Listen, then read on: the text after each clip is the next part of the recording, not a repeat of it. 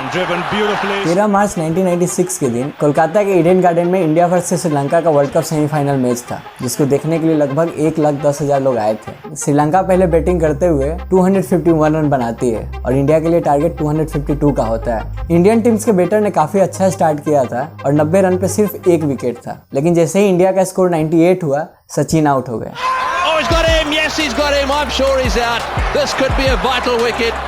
It was very, very well done. और इसके बाद महज 22 रन के अंदर पूरी इंडियन टीम खत्म हो गई।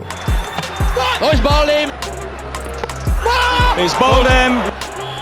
Oh, he's got that in the air. This is going down the ground too. This could be out. There'll be a collision. He's got him. Yes, another one. इसमें केवल सचिन तेंदुलकर ने ही 65 run बनाए थे और पूरी इंडियन टीम मिलकर 45 run. और जब इंडियन टीम का 120 रन पे 8 विकेट था तो क्राउड पागल हो गई, क्योंकि इंडिया को इतना शर्मनाक हार मिल रहा था, क्राउड को यह हजम नहीं हुआ और माहौल इतना खराब हो चुका था कि मैच रेफरी ने मैच रोक दिया और श्रीलंका को जीत दे दिया। It's been a long time since a match has been abandoned, and you can literally see the tears in the eyes of Vinod Kambli.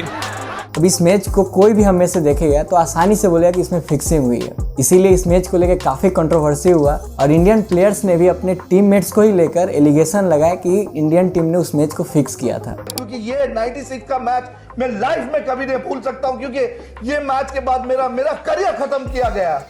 मुझे पता नहीं किसके मगरमच्छ के आंसू थे, किसके क्या थे। अगर आप देखोगे तो बैट्समैन ऑलरेडी पैड अप थे, 2-3 बैट्समैन जो हमारे ओपनर्स थे हमारे ऑलरेडी पैड अप थे और सडनली अंदर ऊपर वहां से बताया जाता है हमें कि हम फील्डिंग कर रहे थे। पता नहीं क्यों रो रहे हैं, मुझे मालूम नहीं आज तक, बट लेकिन जो 96 का जब हुआ था, मैं कहा था कि ये पूरा टीम डिसीजन था कि हम लोग फील्डिंग करने का।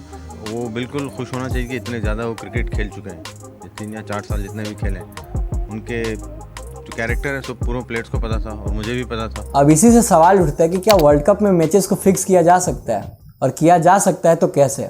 इसी चीज को लेकर इस वीडियो में हम बात करेंगे। अब बहुत से इंसिडेंट हुए हैं जिससे ये पता चलता है कि इंटरनेशनल क्रिकेट में भी मैचेस को फिक्स किया जा सकता है। जैसे 2000 में इंडिया और साउथ अफ्रीका का ओडीआई सीरीज चल रहा था। इसी बीच साउथ अफ्रीका के कैप्टन हेनरी क्रोन्जे को अरेस्ट कर लिया जाता है फिक्सिंग के आरोप में। स्टार्टिंग में तो वो डिनाई करते हैं कि उन्होंने फिक्सिंग नहीं किया है, लेकिन बाद में उन्होंने एक्सेप्ट कर लिया कि उन्होंने फिक्सिंग किया है और उन्हें बैन कर दिया गया। जिसके बाद इंडिया टीम के बैट्समैन मोहम्मद अजहरुद्दीन भी फिक्सिंग के आरोप में फंस गए और वो इंडिया टीम के कैप्टन भी रह चुके हैं। और हेनरी क्रोन्जे ने भी पुलिस को बताया कि मोहम्मद अजहरुद्दीन ने ही उसे फिक्सर से मिलाया था ताकि वो 3 ओडीआई को फिक्स कर सके। इस आरोप के चलते आईसीसी और बीसीसीआई दोनों ने इन प्लेयर को बैन कर दिया और ये फिर क्रिकेट कभी नहीं खेल पाए। पाकिस्तान के सलीम मलिक जो 1980s के टाइम में पाकिस्तान के कैप्टन हुआ करते थे और काफ़ी अच्छा नाम था उनका, उन पे भी फिक्सिंग का आरोप लगा। वो एलिगेशन को डिनाई करते रहे और पाकिस्तान टीम में खेलते रहे, लेकिन बाद में उन्हें फिक्सिंग में गिल्टी पाया गया और पाकिस्तान टीम ने उन्हें बैन कर दिया। अब इसका फायदा जो क्रिकेट में सट्टा लगाते हैं या क्रिकेट में पैसों का दांव खेलते हैं उनको होता है, जैसे कि बुकीज और बुकीज का नेटवर्क। बुकीज वो होता है जो इन सब चीज़ों को प्लान करता है और एग्जीक्यूट करता है और अपने पार्टनर्स को जोड़ के इन चीज़ों से कमा के फायदा देता है और कुछ कमीशन खुद रख लेता है। अब ये जो बुकीज है आपको इंडिया में हर जगह मिल जाएंगे। ज़्यादातर ये मेट्रो सिटीज़ में होते हैं, जैसे कि दिल्ली, मुंबई, कोलकाता, चेन्नई, ये सब बड़े बड़े सिटीज में लगभग 2500 बुकीज रहते हैं और इनके नीचे भी बहुत से लोग होते हैं जो इनके लिए काम करते हैं ताकि छोटे छोटे सट्टाबाजों को ये लोग जोड़ पाए और इसी से इन लोग का एक नेटवर्क बनता है। FICCI अपने रिपोर्ट में कहता है कि इंडिया का जो बेटिंग मार्केट है लगभग 3 लाख करोड़ का है और 80% सिर्फ क्रिकेट का शेयर है और गवर्नमेंट आज इसे लीगलाइज कर दे तो आराम से टैक्स में वो 20,000 करोड़ तक कमा सकती है। तो आप समझ सकते हैं इनका नेटवर्क कितना बड़ा है और इस चीज़ में कितना पैसा है। बेटिंग 1000-2000 से स्टार्ट होता है और इस कहाँ तक खत्म होता है इसका लिमिट किसी को पता नहीं है। और बेटिंग सिर्फ मैच रिजल्ट पे नहीं होता, अलग अलग टाइप का फिक्सिंग कराया जाता है और अलग अलग टाइप का बेटिंग भी। पहले हम बेटिंग का समझते हैं कि आमतौर पे तो किसी भी मैच का रिजल्ट के ऊपर पैसा लगाया जाता है कि जो टीम जीता वो हारने वाला उसको पैसा देगा। लेकिन अब चीज़ें नया हो गया और मॉडर्न हो गया है, तो हम ये कह सकते हैं कि बेटिंग इतना एडवांस हो चुका है कि मैच जब से स्टार्ट होता है उसके ख़त्म होने तक हर बॉल पे सट्टा लगता है। जैसे कौन प्लेयर पहले आएगा, कौन प्लेयर कितना रन मारेगा, कौन प्लेयर कब आउट होगा,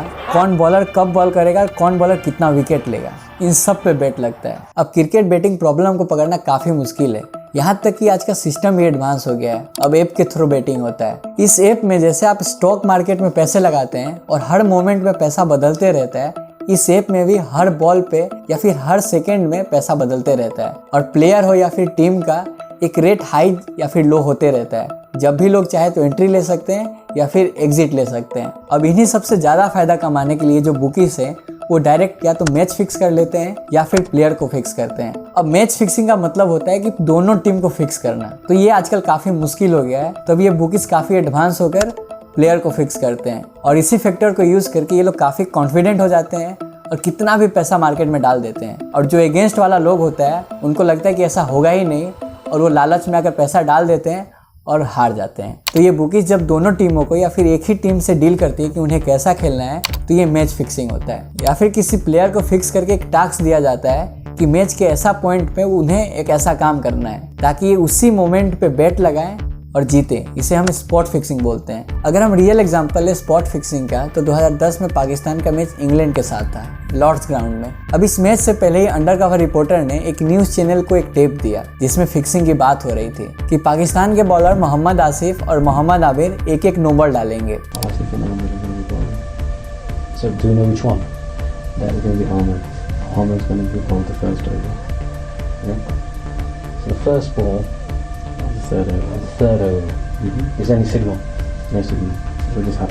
मोहम्मद आसिफ अपने ओवर के लास्ट बॉल नो बॉल डालेंगे और मोहम्मद आमिर अपने ओवर का पहला ओवर ही नो बॉल डालेंगे। और जब मैच हुआ तो एग्जैक्ट ऐसा ही हुआ। No ball is a call front foot. No ball. Extremely clever in the mind. Maybe, oh, it's a big no ball.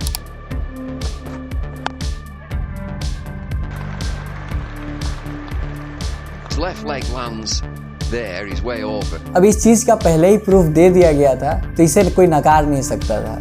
अब ये एलिगेशन लगा और प्रूफ भी हो गया, जिसकी वजह से मोहम्मद आमिर, मोहम्मद आसिफ, सलमान बट को बैन कर दिया गया। अल जजीरा जो कि न्यूज़ मीडिया कंपनी है, उसने एक स्टिंग ऑपरेशन किया था कि क्रिकेट मैचेस कैसे फिक्स होता है। और बड़े बड़े मैचेस जैसे इंडिया वर्सेस इंग्लैंड लॉर्ड्स में, south Africa versus Australia Cape Town में और इंग्लैंड वर्सेस पाकिस्तान यूएई में, इन सब मैचों पे एलिगेशन लगाया गया कि ये सब मैच फिक्स थे। अब इस स्टिंग ऑपरेशन को करने के लिए अल जजीरा ने अपना एक रिपोर्टर को एक फेक उनका क्लाइंट बना के भेजा था। अब ये क्लाइंट जाकर उन लोगों को बताता है कि उनके पास पैसा है और वो सट्टा लगाना चाहता है। Almost 60 to 70% matches, sir, we can set. You say fix, yeah? Fix. And do you do just international games, or which other games do you fix? International, we are doing most. Do you have players in every national team? Yes. तो ये bookie उस client को आश्वासन देते हैं कि ये जितना भी पैसा लगाएगा उससे ज़्यादा कमा कर ही जाएगा। अब ये बुकीज का जो भी टीम होता है उसमें इंडिया का पूर्व प्लेयर, पाकिस्तान का पूर्व प्लेयर और रणजी प्लेयर्स भी होते हैं। अब उन लोगों की रिपोर्ट के हिसाब से 6 टेस्ट, कुछ वनडे इंटरनेशनल, 3 T20 गेम्स में फिक्सिंग हुई थी, जिसमें 2011 का वर्ल्ड कप, 2012 का T20 वर्ल्ड कप, 2016-17 का बिग बैश और इंग्लैंड वर्सेस इंडिया 2016 और इंग्लैंड वर्सेस ऑस्ट्रेलिया 2016। और इन सब मैचों में अल जजीरा ने आरोप लगाया कि फिक्सिंग हुआ था। अब इन सब में से जो मुनावर था उसका प्रेडिक्शन काफ़ी एक्यूरेट रहता था। उसने 26 मैच को प्रेडिक्ट किया जिसमें से 25 एकदम एक्यूरेट था। अब ये जो मुनावर था वो डी कंपनी के लिए काम करता था। डी कंपनी जो दाऊद इब्राहिम का कंपनी है, जो भी पाकिस्तान में जाके बैठा हुआ है, लेकिन बहुत से नेटवर्क आज भी ऑपरेट करता है बहुत से इलीगल एक्टिविटीज़ का। और ये जो डी कंपनी है वो ज़्यादातर मैच फिक्सिंग या फिर गेमलिंग पे ही फोकस करता है। अब अल जजीरा के रिपोर्टर को ये लोग बताते हैं कि जो पिच क्यूरेटर होता है वो भी इनके प्लान में शामिल होता है। ये पिच क्यूरेटर और ग्राउंड स्टाफ इनसे मिले होते हैं और इनको बताते रहते हैं कि पिच का क्या हालत है, कि पिच पे कैसा गेम होने वाला है, बॉलर को फ़ायदा मिलेगा या फिर बैट्समैन को। या जब ये ज़्यादा पैसे देते हैं तो पिच भी इनके हिसाब से ही होता है।